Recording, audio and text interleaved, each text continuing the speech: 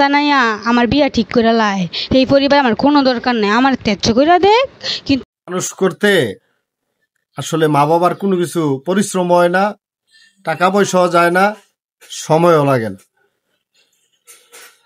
এই যে একটা মেয়ে, আপনারা ভিডিওটা দেখবেন, সামনে আপনাদেরকে দেখাবো। মেয়েটা বলতেছে যে আমার আশা আর কইরো না, যদি বাড়িতে যাই আমার লাশ পাইবা, আর আমার মা আমার সাথে যা করলো মানে আমাকে ত্যায্য কইরা দেও, হ্যাঁ আমার আশা কইরো না। মানে মেয়ে কি কয় মেয়ে নিজেও কই থাকতো না মনে হয়।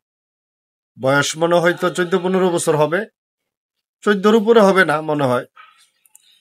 এই মেয়েকে বড় করতে ছোট থেকে বড় পর্যন্ত করা, কতটুক টাকা পয়সা সময়, তারপরে মা বাবার কতটুক পরিশ্রম হয়েছে, মা বাবাই কিন্তু একমাত্র জানে।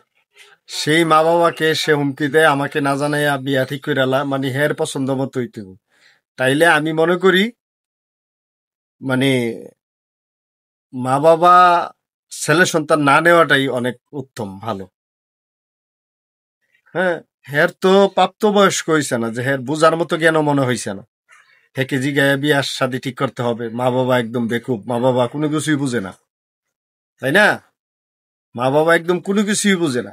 তো ভিডিওটা একটু দেখুন, মেয়েটা কি বলে একটু শুনুন। ভিডিওটা ভালো লাগলে অবশ্যই শেয়ার করে দিবেন। আসসালামু আলাইকুম সবাইকে। আমার নাম আজমি আক্তার, আমার বাবার নাম নুল হক। মার নামটা লইলাম না, যা করলো মায় আমার লগে অনেক।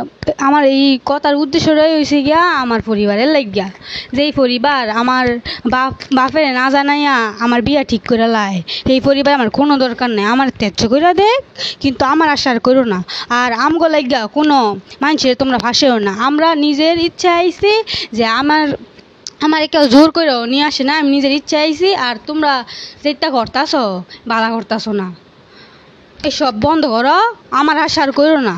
যত কিছুই করো আমার বাইতে না, যদি এই বাইক যায় আমার লাশ যাইব, আর কিছু না, বন্ধ করো।